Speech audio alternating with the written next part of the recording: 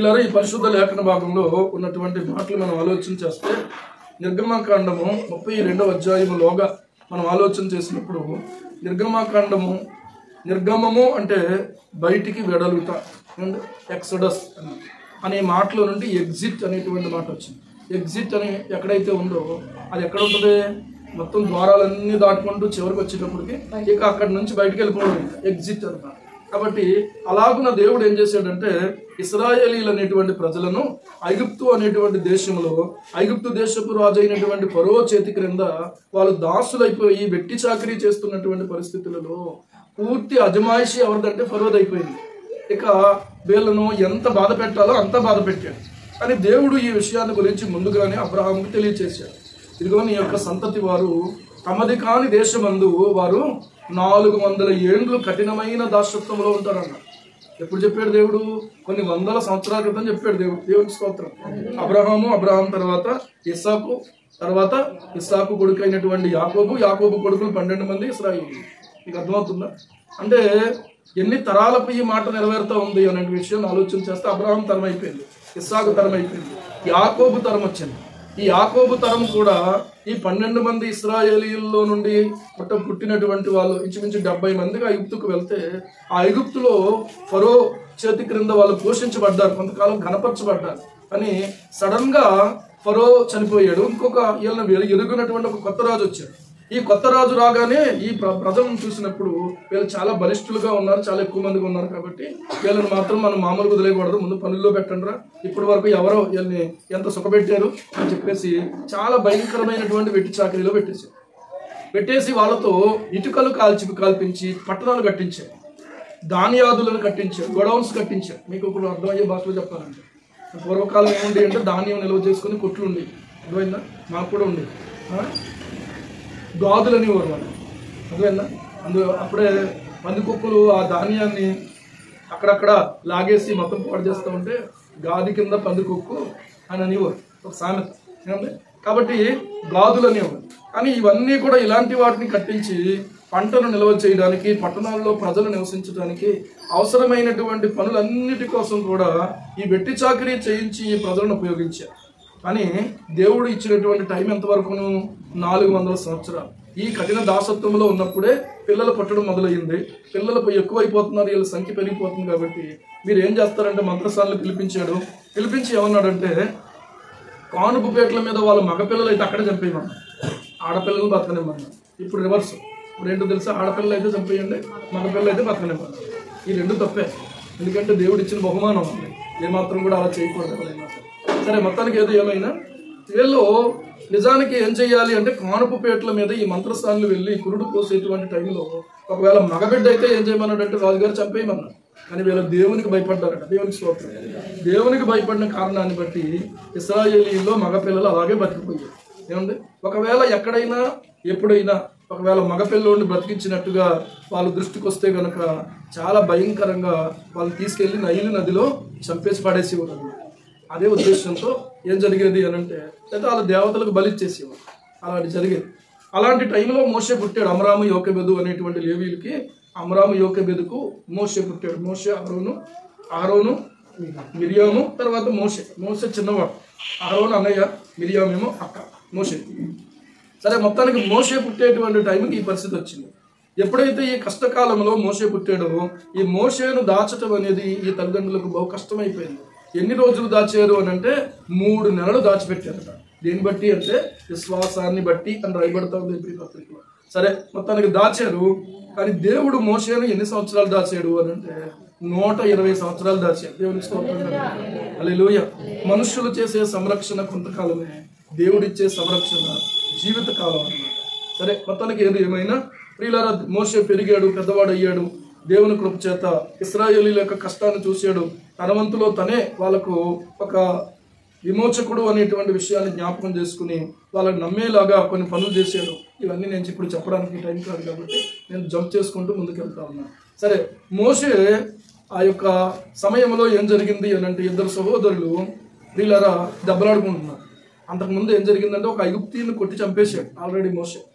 ఈ 2 సహోదరులు ఏమో ఇశ్రాయేలీ, ఈ ఇశ్రాయేలు ఇద్దరు పోట్లాడుకుంటూ ఉంటే మధ్యలోకి వెళ్ళి మోషే ఏమన్నాడంటే, మీరు సహోదరులు కాబట్టి, దేవుని పిల్లలు కాబట్టి మీరు ఇలా దెబ్బలాడుకోవడం కరెక్ట్ కాదన్నారు. మా మీద నిన్ను తిరుపతిగా నియమించిన వాడు ఎవడు? ఆ ఐగుప్తీయులు చంపేసినట్టు నన్ను కూడా చంపేసి పాతిపెట్టేంతవరకు అనుకున్నాను. నా సంగతి ఎవరికి తెలియదు అనుకున్నాడు మోషే. కానీ ఎప్పుడైతే ఆ సంగతి బయటపడిపోయిందో మోషే భయపడిపోయి అక్కడి నుంచి పారిపోయి మిద్యాను దేశానికి వెళ్ళిపోయాడు.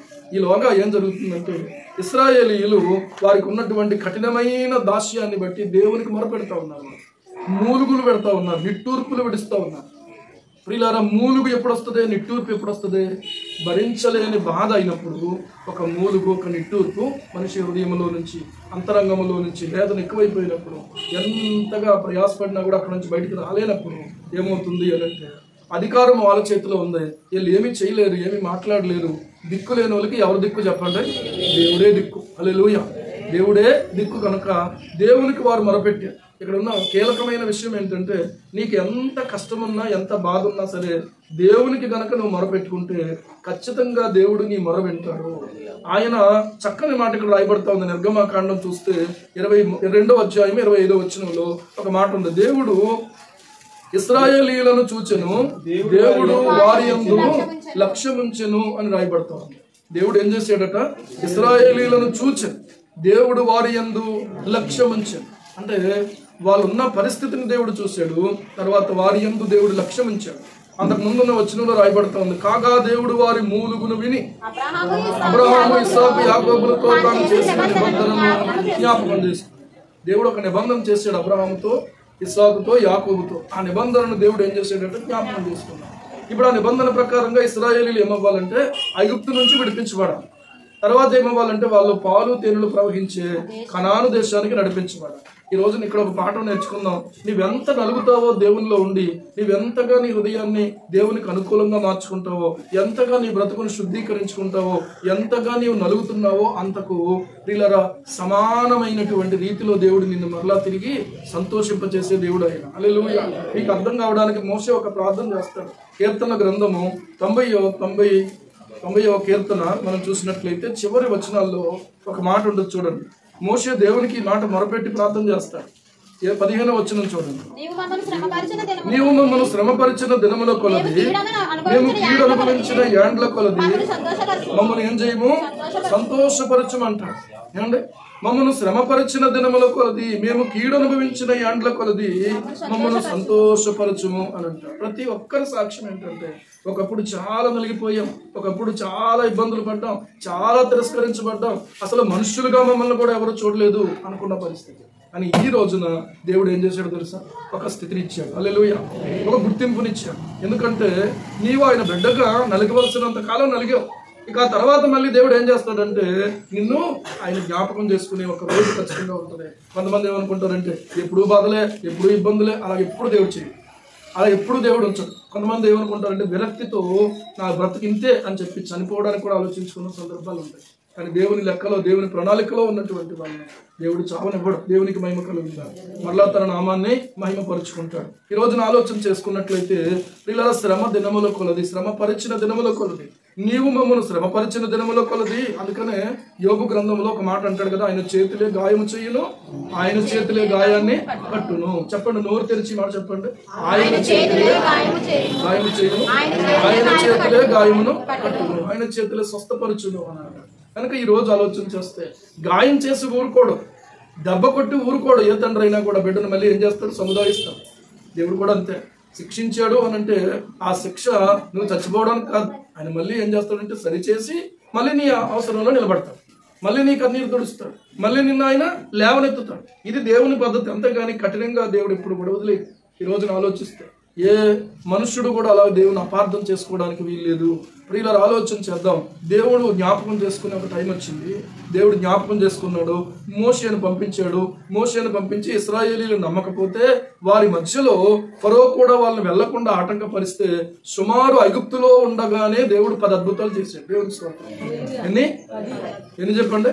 10 అద్భుతాలు చేశాడు. చెప్పండి, అందులో ఒకటి. మొదటిది ఏంటి? కాదు, ఇశ్రాయేలు ఫరో ఎదురు చేసిన అద్భుతాలు. అంతకుముందు కర్ణపాముగా చేసాడు, చెయ్యినేమో కుష్ఠరోగం కలిగించి, తర్వాత మళ్ళీ ఫస్ట్ ఏంటంటే నీటిని రక్తంగా మార్చాడు. తర్వాత కొన్ని లైన్ వద్దులేండి చెప్పండి. మిడతలు, కప్పలు, పేలు, వడగండ్లు. Okay, very good. గట్టిగా చీకటే, 3 రోజులు చీకటే, ఇంకా లైటింగ్ లేదు, వెలుతురు లేదు, సూర్యుడు మొత్తానికే ఏమంటే 3 రోజులు ఒక గట్టి చీకటి అనమాట. అని ఇదే సమయంలో ఒక అద్భుతం దేవుడు చేసింది ఏంటంటే ఇశ్రాయేలీయుల యొక్క ఇళ్లలో వెలిగించాడు. దేవుడి స్తోత్రం. చూసారా, బయట అన్యుల యొక్క ఇళ్లలోనేమో చీకటి, ఇశ్రాయేలీయుల యొక్క పాలెంలోకి చూస్తే వెలుగు కనిపించింది. కనుక దేవుడు అద్భుతాలు చేసి ఆశ్చర్యక్రియలు చేసి పస్కా బలి ద్వారా దేవుడు వాళ్ళందరినీ బయటకు తీసుకొచ్చాడు. మొత్తం ఎవరైతే వాళ్ళని పట్టి బంధించి మిమ్మల్ని ఎలనివ్వో అన్నారో వాళ్ళతోటే దేవుడు వాళ్ళని పంపించేసి ఇలా చేశాడు. దేవుడికి స్తోత్రం. మరి ఇప్పటి వరకు వీళ్ళు కష్టపడి పనిచేసారు కదా, మరి వీళ్ళకి జీతాలు లేకుండా బత్తలు లేకుండా. అందుకని దేవుడు ఏమన్నాడంటే, అరే ఇంక మళ్ళీ మీరు వెనక్కి రారు, మీరు ఏం చేస్తారంటే ఎక్కడ యజమానులు అక్కడ మీరు బంగారపు నగలు అడిగి తీసేసుకున్నాను. దేవుడికి స్తోత్రం. అంతే, అయ్యే మీకు జీతం అన్నాడు. అంతే, అదే మీకు జీతం, మీరు తీసేసుకోండి అన్నాడు. అందరూ అలాగా అడగగానే బాబోయ్ మీకేం కావాలంటే పట్టుకెళ్ళిపోండిరా బాబు అన్న పరిస్థితిలో వాళ్ళన్నీ ఇచ్చేస్తే వీళ్ళందరూ కూడా ఇవన్నీ తీసుకొని వచ్చేసారు.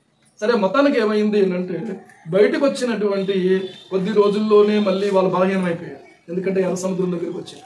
సముద్రంలో పడిపోవడానికి తీసుకొచ్చాడో దేవుడు, చంపడానికి తీసుకొచ్చాడో, ఇంకా ఇంతేనా మా పరిస్థితి, ఏదో కరానన్నావు అదన్నావు ఇదన్నావు అని మళ్ళీ మోషే మీద తిరుగుబాటు చేశాడు. అప్పుడు మళ్ళీ దేవుడికి మోషే మొరపెడితే దేవుడు ప్రియులారా కర్ర ఎత్తి చూపించమన్నాడు. కర్ర ఎత్తి చూపించగానే 2 పాయలు అయిపోవడం.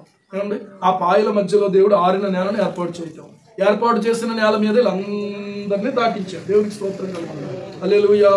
ఈ రోజున ఆలోచన చేస్తే అద్భుతాలు వెంబడికి అద్భుతాలు దేవుడు చేసుకుంటూ తీసుకెళ్ళాడు.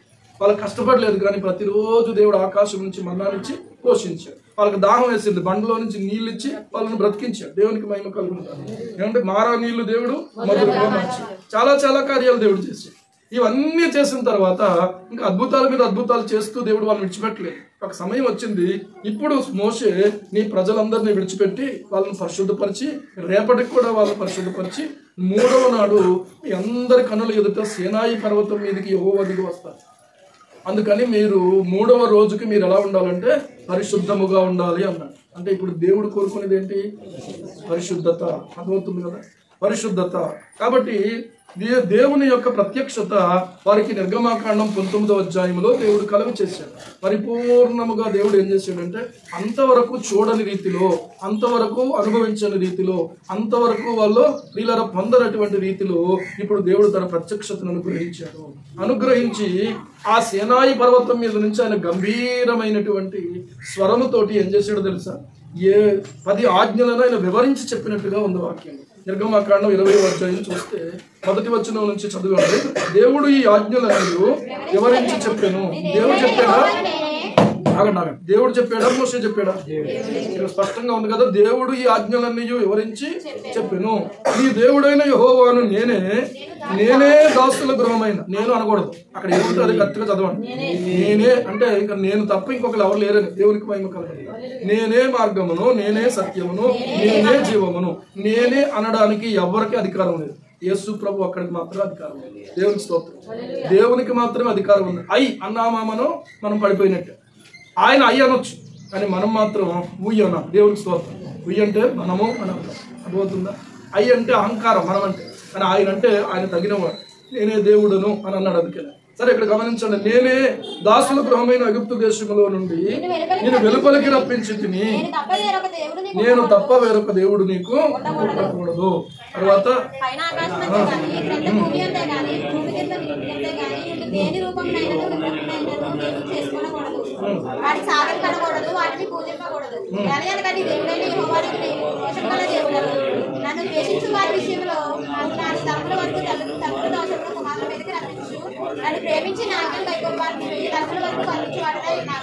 ఈ ఆజ్ఞలన్నీ కూడా దేవుడు ఏం చేశాడంటే వివరించి చెప్పాను అని రాయబడతారు. ఆ సీనాయి కొండ మీద నుంచి 10 ఆజ్ఞలను దేవుడు వివరించి చెప్పాడు. ఎందుకు వివరించి చెప్పినటువంటి ఈ సందర్భాన్ని ఆలోచన చేస్తే ఇశ్రాయేలీయులు అందరూ ఏమన్నారు తెలుసా? ఆ ఉరుముల ధ్వని విని, ఆ మెరుపులు, ఆ బోర ధ్వని, ఆ పర్వత ధూమాన్ని చూసి వాళ్ళు భయపడి దూరంగా తొలగిపోయారట. తొలగి వారు ఏమన్నారు తెలుసా? మోషేతో ఇలాగన్నారు, మోషే నువ్వు మాతో మాట్లాడయ్యా, మేము వింటాము. ఏమండి, అంతకుముందు విన్నారా? ఇటు వెళ్ళానా? అంతకుముందు విన్నారా? ఇటు వెళ్ళారు? వినలేదు కదా. మరి ఇప్పుడు ఎందుకంటున్నారు? భయం ఎక్కువైపోయింది. ఒకవేళ ఇంకా దేవుడు ఏదన్నా ఒక గంభీర స్వరంతో ఆయన మహిమలో నుంచి మాట్లాడితే మనం చచ్చిపోతామేమో అని భయం వేసిందా? ఏమండి, నిజంగా దేవుని స్వరం ఏం చేస్తుందంటే కొన్నిసార్లు చావడానికి కూడా కారణమవుతుంది. కానీ దేవుడు చావడానికి బ్రతికించడానికే మాట్లాడతాడు. దేవుని స్తోత్రం. మనకు భయం అలా ఉంటుంది అన్నమాట. ఇక్కడ మనం గమనించినట్లయితే దేవుడు మాతో మాట్లాడిన ఎడల మేము చనిపోదుము అన్నాడు. అందుకు మోషే ఏమన్నాడంటే, భయపడకండి, మిమ్మల్ని పరీక్షించడానికి, మీరు పాపము చేయకున్నట్లు ఆయన భయము మీకు కలగడానికి దేవుడు ఏం చేసినని ప్రజలతో చెప్పాను అని రాయబడతా ఉంది. సరే, ఇక్కడ ఉన్న విషయాలు ఇలాగ ఆలోచన చేసుకున్నప్పుడు ప్రియులారా, 40 రోజులు మోషే దేవుని సన్నిధిలో ఉండిపోయాడు. ఈ ఆజ్ఞలు మాత్రమే ఇశ్రాయేలీయులు వినగలిగారు, అంతవరకు విన్నారు. అయ్యి బాబా, ఇంకా మాకు మాత్రం దేవుడు మాట్లాడితే వినలేము, నువ్వు మాట్లాడితేనే వింటామన్నా. సరే, మొత్తానికి దేవుడు ఎందుకు మీతో మాట్లాడాడు అని అంటే 3 కారణాలు చెప్పాడు. మిమ్మల్ని పరీక్షించడానికి, మీరు పాపము చేయకుండా ఉండడానికి, తర్వాత ఆయన భయము మీకు కలగడానికి. పోలీసులు అంటే భయం ఉందనుకోండి, పోలీసులు ఎదురుకుండా తప్పు చేయకుండా జాగ్రత్త పడతారు. తండ్రి అంటే భయం ఉందనుకోండి, తండ్రి ఎదురుకుండా తప్పు చేయడానికి భయపడతారు. తండ్రి వెళ్ళిపోయాక మళ్ళీ తప్పు చేయొచ్చు. ఏమండి, ఎవరంటే భయం ఉంటే వాళ్ళు ఎదురుకుండా ఉన్నప్పుడు చేయరు. కానీ దేవుని భయం అయితే ఎక్కడైనా కూడా ఆయన ఏ చోటనైనా చీకటైనా కూడా ఆయనకు వెలుగుగానే ఉంటుంది. దేవుని స్తోత్రం. కానీ ఇక్కడ గమనించండి, ఆయన భయము మీకు కలగడానికి, ఇశ్రాయేలీయులు అనే దేవుని ప్రజలకే ఆయన భయము కలగడం కోసం అంట దేవుడు మాట్లాడుతూ ఉన్నాడు. ఈ రోజున ఇక్కడ దేవుడు ఎందుకు మాట్లాడుతున్నాడు, మనతో ఎందుకు మాట్లాడుతున్నాడు అంటే మనల్ని పరీక్షించడానికి. రెండవది ఏంటంటే ఆయన భయము కలగడానికి, పాపము చేయకుండా ఉండడం కోసం. ఈ 3 విషయాలు ఎప్పుడు మర్చిపోవద్దు. ఈ 3 విషయాల బట్టే దేవుడు మాట్లాడుతున్నాడు. దేవుని మాటను బట్టి మనకి అది మనం పరీక్షించడానికి కావచ్చు. రెండవది ఏంటంటే భయము కలగడానికి, పాపము చేయకుండా ఉండడానికి అన్నమాట. సరే, దేవుని ఉద్దేశం ఇది అని మోషే తెలియచేసి 40 రోజులు దేవుని సన్నిధిలో ఉండి ఇక అక్కడి నుంచి ప్రారంభించి దేవుడు మాట్లాడుతూనే ఉన్నాడు. దేవుడు మాట్లాడడం ఆపలే. ఈ మాటలన్నీ ఎవరు వింటున్నారు? మోషే వింటున్నాడు. ఇప్పుడు వీళ్ళు ఏం చెప్పారు? మోషే చెప్తే మేము వింటామన్నారు. అంటే మోషే వచ్చి చెప్పే వరకు వీళ్ళు ఏం చేయాలి? మోషే కొరకు ఎదురు చూడాలి. మోషే ఏం చెప్తాడో, ఇన్ని రోజులు అయిపోయింది, ఆయన ఏ సందేశం పట్టుకుని వస్తాడో అని చూస్తూ చివరికి మోషే కొండ దిగకుండా తడవు చేసినప్పుడట వాళ్ళు ఏమంటున్నారో తెలుసా? ఇదిగో ఆ మోషే ఏమైపోయాడో మాకు తెలియదు, మా ముందర నడవడానికి నువ్వేం చేస్తావు అంటే ఒక దేవతను చెయ్యి అన్నాడు. ఆరోను పట్టుకుని. ఏమండి, తర్వాత ఒక దేవతను చెయ్యి. ఆ మోషే ఏమైపోయాడో మాకు తెలియదు. 2 విషయాలు ఇశ్రాయేలులో భ్రష్టత్వానికి దారితీసింది. ఏంటి అనంటే, మొదట దేవుని మీద వాళ్ళ మనసు తొలగిపోయింది. రెండవదిగా ప్రియులారా, మోషే మీద వాళ్ళ మనసు తొలగిపోయింది. ఈ 2 కారణాలు ఎప్పుడైనా విశ్వాసి భ్రష్టత్వానికి దారితీసే కారణం. అర్థమవుతుందా? సేవకుడు అంటే లెక్క లేకుండా ఉంటే, దేవుడు అంటే లెక్క లేకుండా ఉంటే ఆ వ్యక్తి ఇంకా ఎంత పెద్ద తప్పు చేయడానికైనా కూడా భయపడ్డాడు. దేవుడు అంటే భయం ఉందనుకోండి, అక్కడ ఆగిపోతాడు. సేవకుడు అంటే భయం ఉందనుకోండి, కొంతవరకు ప్రియులారా భయం కలిగినటువంటి వాడుగా క్రమశిక్షణ కలిగి ఆలోచన చేసుకుంటాడు. ఇప్పుడు ఎలా ఉంది అని అంటే తెగిపోయిన గాలిపటంలా ఉంది. ఏమండి, అంతవరకు ఎలా ఉంది? అంతవరకు ఏంటంటే కంట్రోలింగ్ ఉంది. కానీ ఇప్పుడు ఈ గాలిపటం ఏమైపోయిందంటే తెగిపోయింది. అంటే ఈ అధికారం నాకొద్దు అని చెప్పేసి ఈ గాలిపటం తెగిపోయింది. ఈ తెగిపోయిన గాలిపటానికి భద్రత ఏమైనా ఉంటుందా? ప్రతిదానికి ఒక కంట్రోల్ ఉంటుంది. ఒక ఫ్యాక్టరీ ఉందనుకోండి, దానికి పైన ఎవరు ఉంటారు? ఎండి ఉంటారు కదా. ఇంకా పైన ఎవరు ఉంటారు? ఉండరా? మీరు ఫ్యాక్టరీకి వెళ్తున్నారు కదా, మీ పైన బాగా సుప్రీం పైన ఎవరు ఉంటారు? ఎండి. తర్వాత ఎవరు? మేనేజర్ అనుకుంటారు. తర్వాత ఎవరు? ఏమండి, నియమించబడినటువంటి అధికారులు ఉంటారు. ఇక్కడ మనం గమనించినట్లయితే దేవుడు నియమించిన అధికారం ఎవరు అని అంటే దేవుని నియమించిన సేవకులే. దేవుని స్తోత్రం. సంఘమును పాలించడానికి, సంఘమును పోషించడానికి, సంఘమును నడిపించడానికి దేవుడు అక్కడక్కడ తన సేవకులని ఏర్పాటు చేసుకున్నాడు. ఈ రోజున ఆలోచన చేస్తే మీకు అర్థం కావడానికి ఈ మాట చెప్తా ఉన్నాను. వీళ్ళారా, సరే, ఎప్పుడైతే దేవునికి విరోధంగా వాళ్ళు ఆలోచన చేశారో అహరోను దగ్గరకు వచ్చి వాళ్ళు ఈ మాట చెప్పారు. ఎలా వచ్చారంటే వాళ్ళందరూ కూడి వచ్చి అని రాయబడతాం. ఎలా వచ్చారు? అందరూ కలిసిపోయి వచ్చారు. అందరూ కలిసి ఆలోచించుకున్నారు అనమాట. మోషే ఎలాగా ఇంకేమైపోయాడో మనకు తెలీదు. మోషే కొండ దిగడం అనేది ఏమో జరుగుతుందో జరగదో, దేవుడు మాట్లాడితే మనమే చచ్చిపోతాం అనుకున్నాం. ఇంకా 40 రోజులు అయింది, ఆయన ఉన్నాడో చచ్చిపోయాడో అని అనుకున్నారో, మొత్తానికి ఏమైందో తెలియదు కదా. ఇప్పుడు వాళ్ళు ఏమంటున్నారంటే, ఒక దేవతను మా కొరకు చెయ్యి, మా ముందర నడుచుటకు ఒక దేవతను చెయ్యమని. మరి అంతకు ముందు వరకు వీళ్ళ ముందు ఎవరు నడిచారు? నిర్గమాకాండము 14వ అధ్యాయమా 13వ అధ్యాయం చివరి వచ్చినా చూడండి. నిర్గమాకాండం 13వ అధ్యాయం చివరి వచ్చిన 21 వారు పగలు రాత్రియు ప్రయాణము చేయనట్లుగా యెహోవా త్రోవలో వారిని నడిపించుటకై పగటి వేళ మేఘస్తంభములోను వారికి వెలిగించుటకు రాత్రి వేళ అగ్నిస్తంభములోను ఉండి వారికి ముందుగా నడుచుచూ వచ్చెను. అంటే ఇప్పుడు అంతవరకు వారికి ముందుగా నడుచుచూ వచ్చినటువంటి దేవుడు వారి ముందు కనబడుతున్నాడు. కానీ ఇప్పుడు వీళ్ళరా ఆయన ప్రత్యక్షత సీనాయి కొండ బగబగా మండిపోతూ ఆ ధూమం పైకి లేస్తూ కనబడుతున్నప్పటికీ కూడా వీళ్ళకి కొంచెమైనా భయం లేదు. అర్థమవుతుందా? వాళ్ళకే కాదు, ఈ రోజున మన పరిస్థితి అలాగే ఉంది. ఎంత వాక్యం విన్నా కూడా వీళ్ళరా ఎంత ప్రసంగికులు ఎన్ని రకాలుగా బల్లకొద్ది ప్రసంగాలు చేసినా కూడా ఈ రోజున ప్రవర్తనలు మారట్లేదు. ప్రసంగం ఎందుకోసం అంటే ప్రవర్తనలో మార్పు కోసం, అంతేగాని బాగా చెప్పాడు ఈయన ఇంకా బాగా చెప్పాడు అండి, ఈయన చెప్పింది బాగా అర్థమైంది, నాకు నిద్రట్లేదు, నిద్ర రాలేదు, అది ఇది అని చెప్పి మార్పులు వేయడానికి కాదు. ప్రసంగము మనలో ప్రవర్తన మార్పు తీసుకురావాలి. హల్లెలూయా. మన బుద్ధిలో మార్పు రావాలి, మన నిర్ణయంలో మార్పు రావాలి, మన దిశలో మార్పు రావాలి, మన సంసార జీవితంలో మార్పు రావాలి, పిల్లల పెంపకంలో మార్పు రావాలి, మనం చేసే పనిలో మార్పు రావాలి, మనం చేసే వ్యాపారంలో మార్పు రావాలి. ఏమండి ఈ రోజున అలాంటి ప్రసంగాలు వీళ్ళ మన జీవితాల్లో ప్రసంగాలు ప్రవర్తనలు మార్చలేకపోతే మన బ్రతుకులు దేనికి దేవునికి ఏమి సంతోషంగా కలిగించాం. ఈ రోజున ఆలోచించి దేవుడే ఆయన ఆజ్ఞలు వివరించి చెప్పాడు. ఇప్పుడు వీళ్ళు ఇలా అనడాన్ని బట్టి ఎవరిని పక్కన పెడుతున్నారు? మొదట ఇప్పుడు వారికి దేవుడు ఉండడం వాళ్ళకి ఇష్టం లేదు. అంటే యెహోవా అంటే అర్థం ఏంటంటే ఉన్నవాడు అనువాడు అని అర్థం.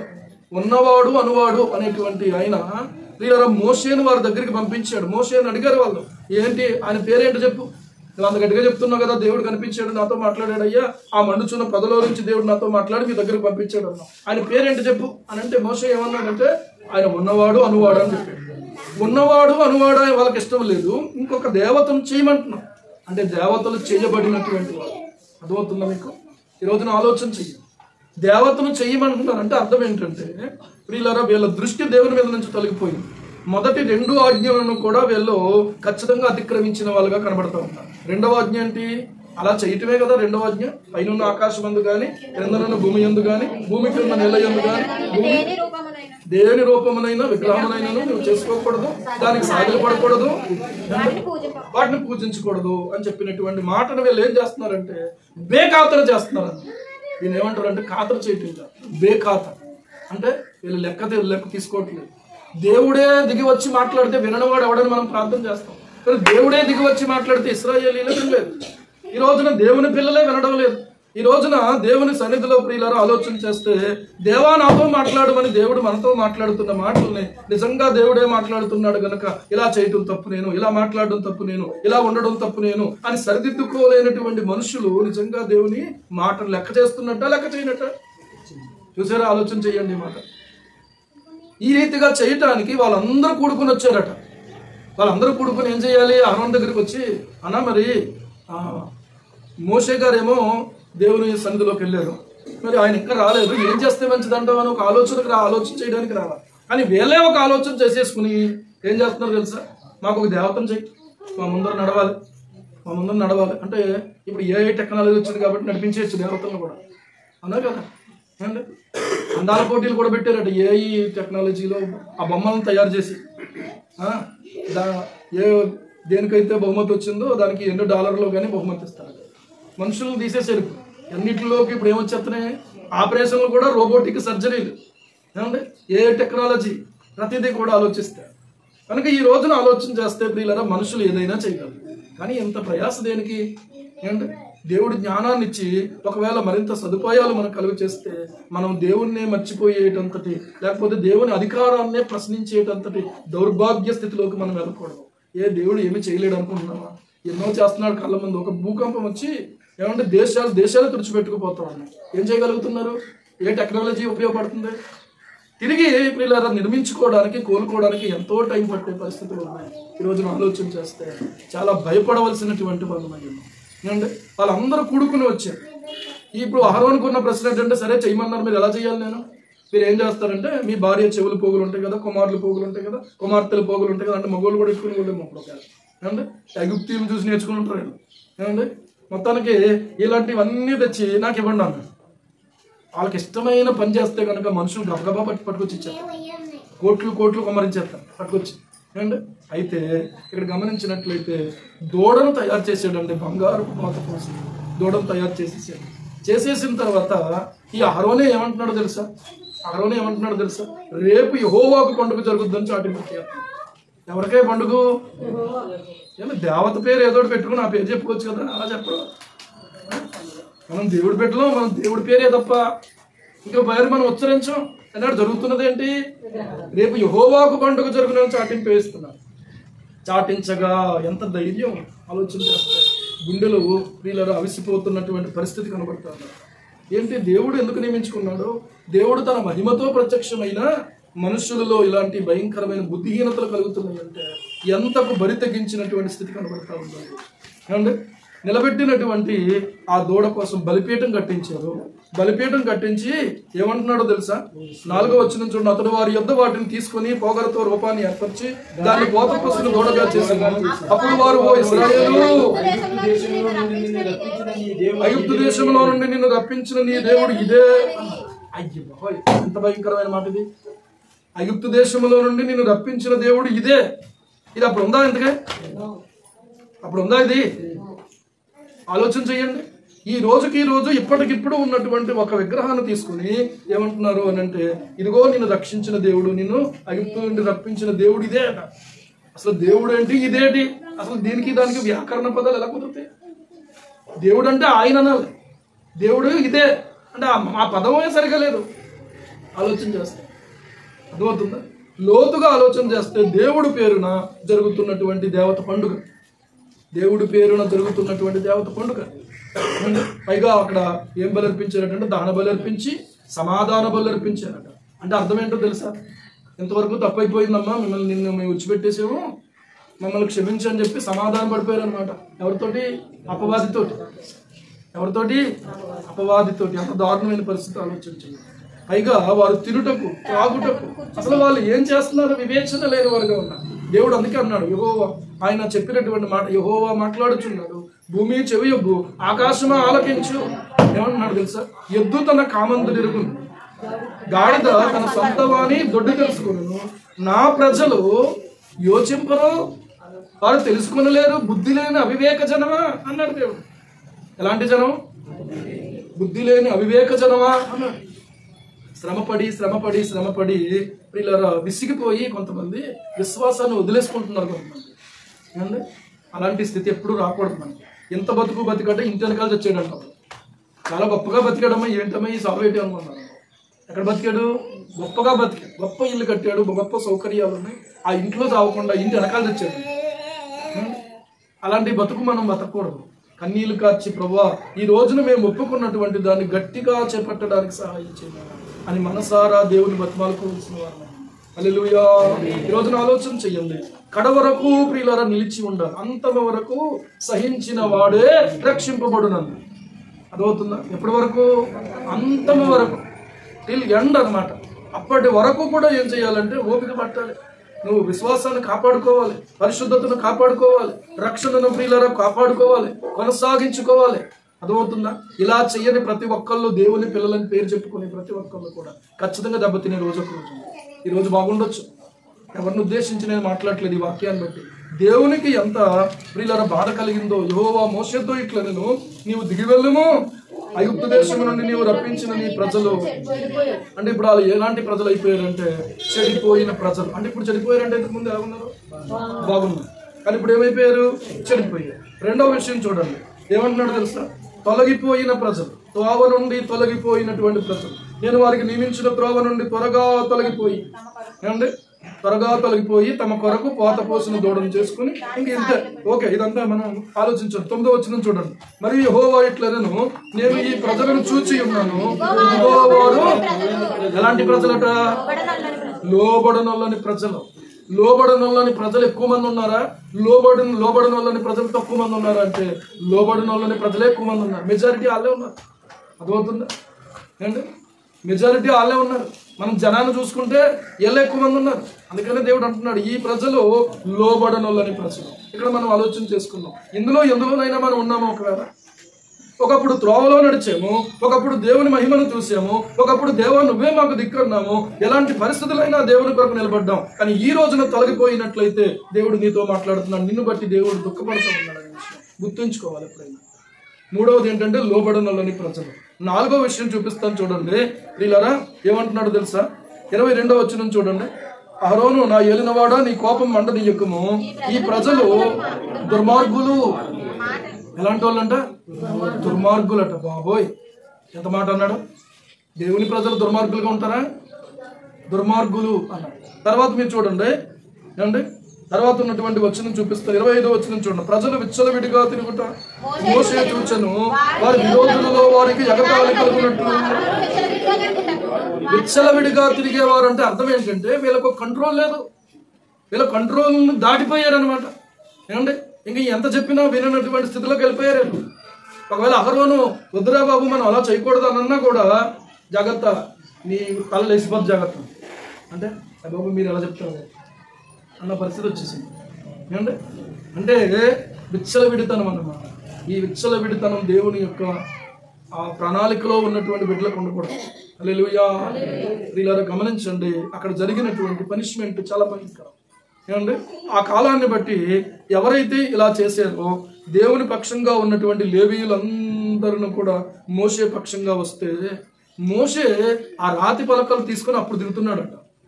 దిగుతుంటే పాలెములో ఏదో ధ్వని వినబడుతుంది, పాలెములో ఏదో ధ్వని వినబడతా ఉంది అని వీళ్ళరా ఈ ధ్వని వినబడుతుంది అన్నటువంటి సమయంలో మోషే 17వ వచనం చూడండి. ఆ ప్రజలు పెద్ద కేకలు వేయుచుండగా యెహోషువ ధ్వని విని పాలెములో యుద్ధ ధ్వని అని మోషేతో అనగా, అతను జయధ్వని కాదు, అపజయ ధ్వని కాదు, సంగీత ధ్వని వినపడుచుంది. నాకు తెలియకుండా యుద్ధం ఏం జరిగింది, నాకు తెలియకుండా విజయం ఎక్కడ వచ్చింది, నాకు తెలియకుండా ఇదేమీ కాదు, అదొక సంగీత ధ్వనిలాగా వినపడతా ఉన్నాయి.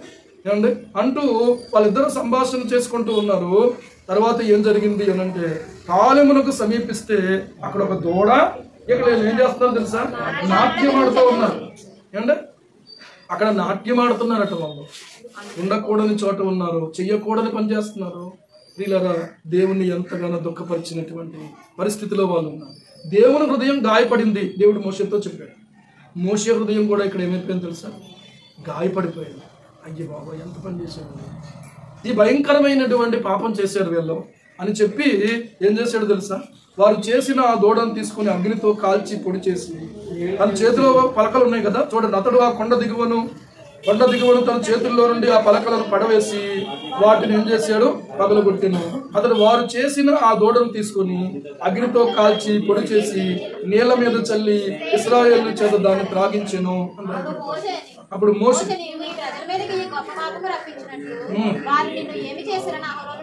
సరే అహరోను ఇప్పుడు చెప్తున్నాడు, నీ కోపము నా మీద మండనీయకుము,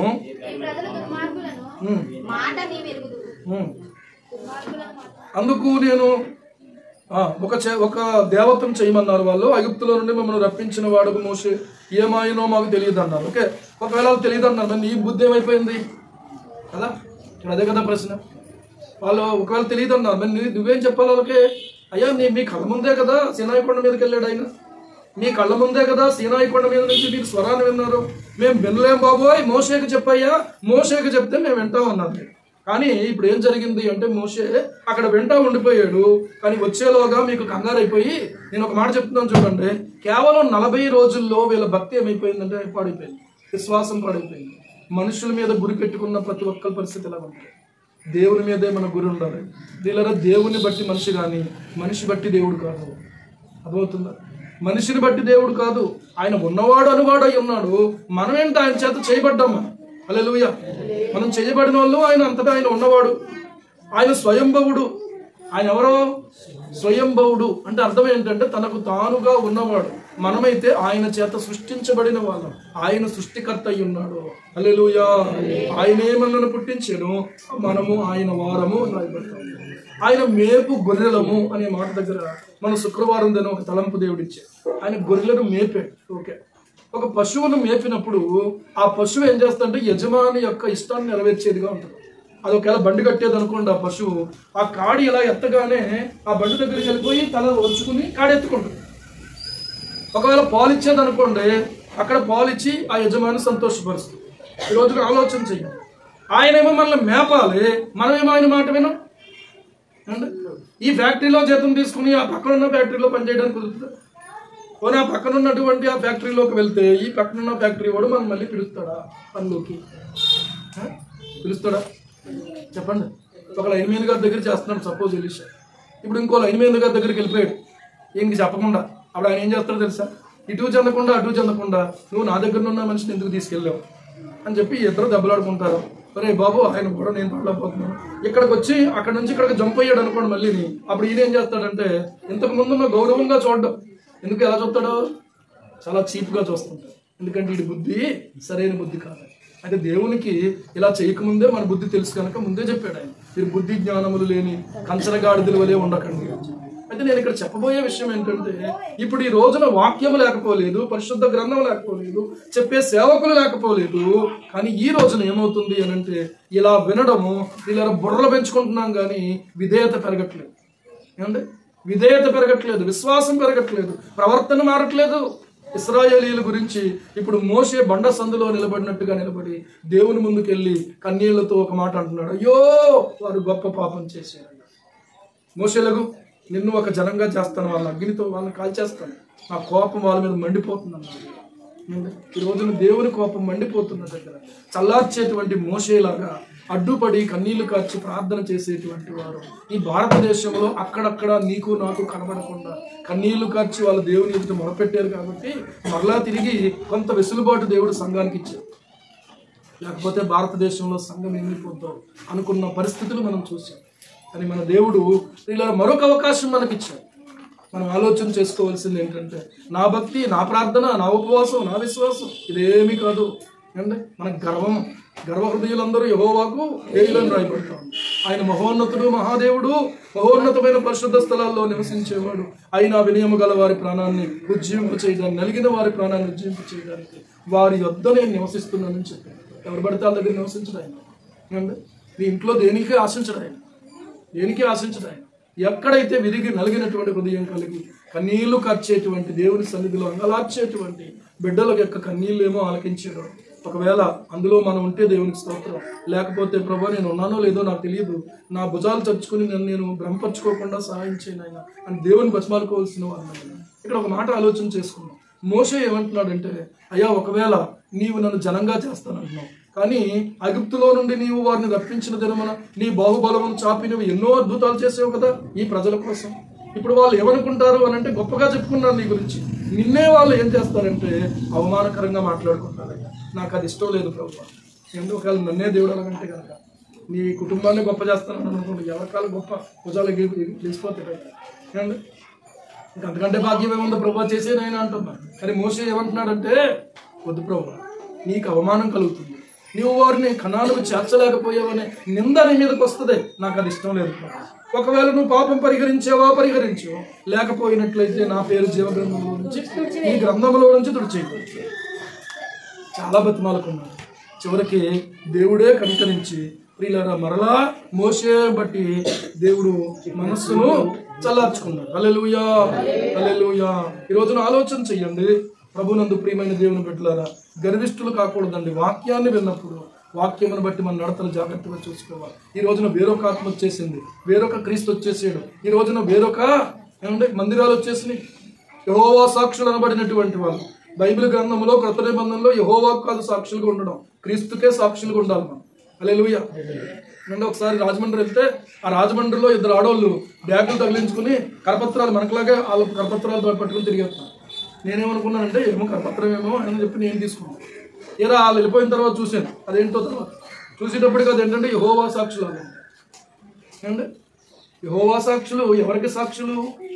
యేసు ప్రభువుకు సాక్షులుగా ఉండడానికి దేవుడు కొత్త నిబంధన ఏర్పాటు చేశాడు. దేవునికి స్తోత్రం. ఈ కొత్త నిబంధనను బట్టి ఈ రోజున బలులు లేవు, మనకి విశ్రాంతి దినం లేదు, సున్నతి ఆచారం లేదు. ఇవన్నీ మళ్ళీ తిరిగి అవన్నీ మీరు చెయ్యాలి, మీరు నమ్ముకుంటే నమ్ముకున్నారని చెప్పే బోధ ఏదైతే ఉందో అది వేరొక బోధ. ఏంటంటే అపోస్తలుల బోధ కాదు. సున్నతి చేయించుకోవాలనే బోధ అపోస్తలుల బోధ కాదు.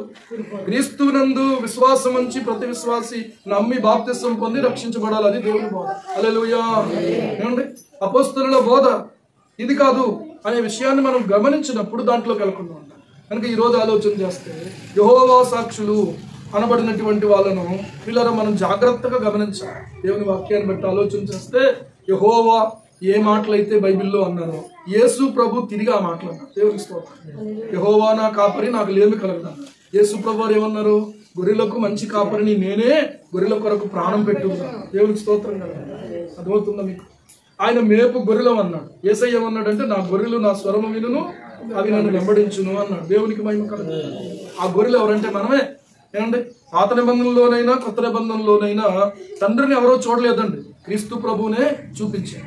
క్రీస్తు ప్రభువే కనబడినటువంటిది ఎక్కడైనా యేసు ప్రభువే తప్ప పరిశుద్ధాత్ముడు గాని తండ్రి గాని కనిపించరు. అదృశ్య రూపులు వారు. దేవుని స్తోత్రం. యేసు ప్రభు మాత్రమే ఆయన ప్రియులరా కనిపించారు, మాట్లాడారు. యెహోవా దూత అని పిలువబడ్డారు, సైన్యములకు అధిపతియగు యెహోవా అని పిలువబడ్డారు. కాబట్టి ఈ రోజున ఆలోచన చేస్తే కొంచెం జ్ఞానం కలిగి మనం నడుచుకోకపోతే తప్పించేయడానికి చాలా మంది తిరుగుతున్నారు. ఏమంటే మీరు ప్రభుని నమ్ముకున్నారా? మీరు మందిరానికి వెళ్తున్నారా? మీ పాస్టర్ గారు మాకు తెలుసు అంటే తెలిసే ఉండొచ్చు, ఎందుకు తెలియదు? ఆ బోర్డు మీద చూస్తే నా పేరు ఉంటుంది, ఆ బోర్డు మీద చూస్తే నా నెంబర్ ఉంటుంది. ఏమంటే తెలుస్తుంది, ఎందుకు తెలీదు? ఖచ్చితంగా. కాబట్టి కంగారు పడద్దు ఎవరు కూడా. దేవునికి స్తోత్రం. ప్రార్థనాపూర్వకంగా ప్రభు సన్నిధిలో ప్రియులారా దేవుని వాక్యాన్ని విశ్లేషించి ఆలోచన చేసి గట్టిగా క్రీస్తు ప్రభువుని పట్టుకోవాలి. దేవునికి స్తోత్రం. యెహోవా సాక్షులు చెప్పేది ఏంటంటే ఏమంటే క్రీస్తు ప్రభు సిలువలో మరణించలేదు అని చెప్తారు. సిలువలో యేసు ప్రభు ఏం చేయలేదు? మరణించలేదు. కానీ బైబిల్ గ్రంథంలో చెప్పబడిన మాటను నమ్ముతామా, వాళ్ళ మాట నమ్ముతామా? లేఖనముల ప్రకారము క్రీస్తు మన పాపముల నిమిత్తము మృతి పొందెను. లేఖనముల ప్రకారము 3వ దినమున సమాధి చేయబడెను. లేఖనముల ప్రకారము 3వ దినమున లేపబడెను. నిదట్లో నుంచి లేచినా సరే సువార్త అంటే చెప్పామా? రాని అన్నాడు అనుకోండి ఎలీషా. నాకమని చెప్పా సువార్త పాస్టర్ గారు ఫోన్ చెప్పాను. అంటే ఇప్పుడు ఈ టైం బాగోదు, పాస్టర్ గారు ఫోన్ చెప్పాను. ఇంకొకరు ఎవరికైనా ఫోన్ చెప్పాను, పాస్టర్ గారు చెప్తాను అనకూడదు. యుద్ధట్లో లేపినా కూడా చెప్పాలి. దేవునికి స్తోత్రం కలుగుతుంది. ఏమంటే యేసు క్రీస్తు ప్రభువు చెప్పిన మాట, నేనే మార్గమును, నేనే సత్యమును, నేనే జీవమును, నా ద్వారా తప్ప తండ్రి యొద్దకు ఎవడునో రాడు అని ప్రభు చెప్పారు. కాబట్టి యేసు ప్రభుని పక్కన పెడితే ఏమండి యేసు ప్రభుని పక్కన పెడితే ఎవడు పరలోక రాజ్యానికి వెళ్ళే అవకాశం లేదు.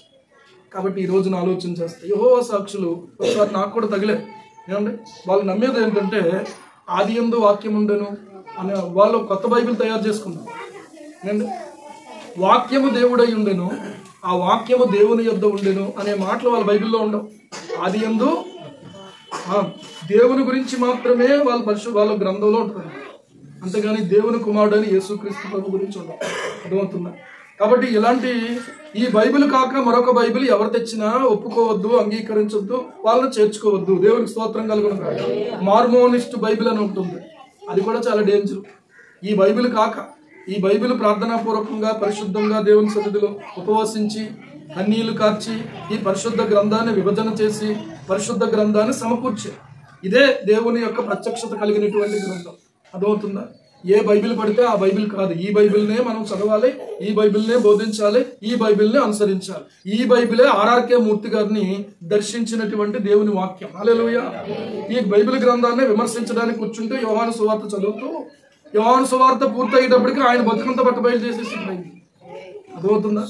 అప్పుడు ఆయన ప్రభువును అంగీకరించి రక్షించబడి కుటుంబంలో ఎన్నో తిరస్కారాలు ఏర్పడినా కూడా ప్రభువు కొరకు ఒక సాక్షిగా నిలబడిపోయింది. ఈ రోజున ఆలోచించండి, మన జీవితంలో మన బ్రతుకుల్లో ప్రియులరా త్వరగా తొలగిపోయిన ప్రజలుగా ఉండకూడదు. ఏమండి ఆయన ఏమంటున్నాడంటే లోబడనులని ప్రజలుగా మనం ఉండకూడదు. మూడవదిగా ఆలోచన చేస్తే దుర్మార్గులుగా ఉండకూడదు, చెడిపోయిన వారిగా ఉండకూడదు. ఫస్ట్. రెండవది ఏంటంటే త్వరగా తొలగిపోయిన వారిగా ఉండకూడదు. మూడవది లోబడనులని ప్రజలుగా ఉండకూడదు. నాలుగవది దుర్మార్గులుగా ఉండకూడదు. ఐదవది విచ్చలవిడిగా ఉండకూడదు. ఈ 5 రకాలైనటువంటి లక్షణాలు కూడా భ్రష్టుల జీవితంలో ఉంటాయి, భ్రష్టత్వంలోకి వెళ్ళిపోయిన. ఇలాంటి వారిని కనికరించి మళ్ళీ దేవుడి జ్ఞాపకం చేసుకోవడానికి మోషే దేవుని ముందుకు వెళ్ళి మళ్ళీ దేవుని బతిమాలుకుని మళ్ళీ దేవుడి కృప చేత ఇశ్రాయేలీయులను ప్రియులారా దేవుడు క్షమించేలాగా మనసు చల్లారేలాగా చేయగలిగారు. ఎప్పుడైనా సరే ఇప్పుడు మనకు ప్రియులారా మోషే కాదు సుమా, ఇప్పుడు ఎవరో తెలుసా మనకి? యేసుక్రీస్తు ప్రభువే మనకు మధ్యవర్తి. ఏమంటే దేవదాస్ అయ్యగారు కూడా కాదు, మరి ఏ అయ్యగారు కూడా కాదు, చివరికి నేను కూడా కాదు. మీకు అర్థమవుతుందా? దేవుడే క్రీస్తును మధ్యవర్తిగా తన తండ్రి అయినటువంటి దేవుడు మన కొరకు నియమించారు. ఆయన నీ కోసం నా కోసం మరణాన్ని జయించి తిరిగి లేచి తండ్రి ఎదుట విజ్ఞాపనం చేస్తూ ఉన్నాం. హల్లెలూయా. ఈ రోజున ఆ విజ్ఞాపనను బట్టి మనం క్షమించబడుతున్నాం, అంగీకరించబడుతున్నాం, మనము ప్రియులారా కాపాడబడుతున్నాం. ఆలోచన చేసుకున్నాం. ఈ రోజున మోషే క్రీస్తుకు ముంగుర్తుగా ఉంటే, ఇశ్రాయేలీయులు సంఘానికి ముంగుర్తుగా ఉంటే, ఈ రోజున మనకున్న మధ్యవర్తి ఎవరంటే క్రీస్తు ప్రభువే. అక్షరాల క్రీస్తు ప్రభు తప్ప ఇంకెవ్వరూ కూడా దేవునికి మనకు మధ్యలోకి రాకూడదు. అర్థమవుతుందా? క్రీస్తు ప్రభు ద్వారానే తండ్రితో సమాధానము, క్రీస్తు ప్రభు ద్వారానే రక్షణ, క్రీస్తు ప్రభు ద్వారానే పాపక్షమాపణ, క్రీస్తు ప్రభు ద్వారానే పరలోక రాజ్యం. హల్లెలూయా, హల్లెలూయా. యేసునందే రక్షణ మనకు. హల్లెలూయా, యేసునందే నిత్యజీవం. హల్లెలూయా, యేసునందే రక్షణ మనకు. హల్లెలూయా, యేసునందే నిత్యజీవం. హల్లెలూయా. రాజులకు రాజు యేసు. హల్లెలూయా, రాజులకు రాజు యేసు. హల్లెలూయా, ప్రభులకు ప్రభు యేసు. హల్లెలూయా, ప్రభులకు ప్రభు యేసు. హల్లెలూయా, యేసునందే రక్షణ మనకు. హల్లెలూయా, యేసునందే నిత్యజీవం. హల్లెలూయా, యేసునందే నిత్యజీవం. హల్లెలూయా, హల్లెలూయా. ఆయన ఆత్మతో సత్యముతో ఆరాధించాలని కోరుకుంటున్నాను. విగ్రహారాధనకు ఆత్మతో సత్యంతో ఆరాధించాల్సిన పరిస్థితి లేదు. దైవారాధనకు మాత్రం ఆత్మతోనూ సత్యముతోనూ ఆరాధించాలి క్రీస్తు ప్రభు. అర్థమవుతుందా? కాబట్టి ప్రియులారా, ఇక్కడ విగ్రహానికి చోటు లేదు, మనుషుల యొక్క మధ్యవర్తిత్వానికి చోటు లేదు. క్రీస్తే మనకు మధ్యవర్తి. అందుకనే మనము ప్రార్థన ఏమని ముగించాలంటే, యేసు ప్రభు నామమున అడుగుచున్నాము తండ్రి అని ముగించాలి. ఇది మీరు నేర్చుకోవాల్సిన ప్రాముఖ్యమైన పాట. పరలోకమందున్న మా తండ్రి అని మొదలు పెట్టమన్నాడు. చివరికి వచ్చేటప్పటికి యేసు ప్రభు నామమున అడుగుచున్నాము తండ్రి. మనం డైరెక్ట్గా ప్రార్థన చేయడానికి లేదు. ఎందుకంటే మనకు మధ్యవర్తిగా యేసు ప్రభు వారు ఉన్నారు. ఆయన రక్తం చెందించారు, ఆయన మన పాపాలు భరించారు, మన కోసం ఆయన సమాధాన బలిగా అర్పించబడ్డారు. ప్రియులారా, మన కొరకు ఆయన ఉచితంగా ఈ గొప్ప రక్షణ సిద్ధం చేశారు. తండ్రి కుమారుడిలో నుండి మనల్ని చూస్తున్నాడు కాబట్టి బతికిపోయాం మనం. లేకపోతే మన సంగతి అవుటే అని చెప్తున్నాం. నీకు ఎంత జ్ఞానం ఉన్నా, ఎంత తెలివి ఉన్నా, ఎంత ప్రియులారా ఆస్తి ఉన్నా, ఏదున్నా దేవుని ముందు బలదు. యేసుక్రీస్తునందున్న వారికి మాత్రమే తండ్రి అయిన దేవుని కనికరం. హల్లెలూయా. అర్థమవుతుందా? కన్నీళ్లతో ప్రభువును ఆరాధించాలి, ప్రభువును స్తుతించాలి. మనం ఆయన గణపరచటమే ఈ రోజున తండ్రి మనల్ని గణపరచడానికి కారణం. నన్ను గణపరచువారు ఘనత పొందుదురు, నన్ను తృణీకరించువారు తృణీకారం. గుర్తుపెట్టుకోండి. ప్రార్థన చేసుకుందాం, ప్రభు వాక్యాన్ని ధ్యానం చేసుకుందాం, సిలువలోనికి చూస్తూ ప్రార్థన చేద్దాం. ప్రభు, మా దోషములు క్షమించునైనా, మా అపరాధములు క్షమించునైనా, మా బుద్ధిహీనతను క్షమించునైనా. దయచేసి మీరు మమ్మల్ని జ్ఞాపకం చేసుకున్నాను. నూతన ప్రత్యక్షత దేవుడు మనకు అనుగ్రహిస్తున్నాడు. ఇలా సేనాయి కొండ మీద నుంచి దేవుని స్వరాన్ని విన్నటువంటి ఆ పరిస్థితి వారికి ఉంటే, ఇదిగో దేవుని యొక్క మాటలను దేవుని సన్నిధిలో మనకు ప్రకటిస్తున్నటువంటి దేవుని సందేశం వింటున్న మన జీవితంలో తొలగిపోకుండా జాగ్రత్త పడవలసిన వారమయ్యాం, సరిదిద్దుకోవలసిన వారమయ్యాం. మన మాటలు, మన క్రియలు, మన ప్రవర్తన అన్ని సరిదిద్దుకుంటాం. మన జీవితంలో మనం ప్రియులారా ఒక గట్టి తీర్మానంతో ముందుకు సాగాలి. ప్రభావ మీరు మమ్మల్ని జ్ఞాపకం చేస్తున్నాం. పరిశుద్ధత లేకుండా ఎవడను ప్రభువును చూడడన్నా, ఈ రక్తదారులతో కడగండి నాయన, శుద్ధి చేయండి నాయన, పవిత్రపరచండి నాయన, నూతనపరచండి ప్రభు అని ప్రార్థిస్తున్నాం.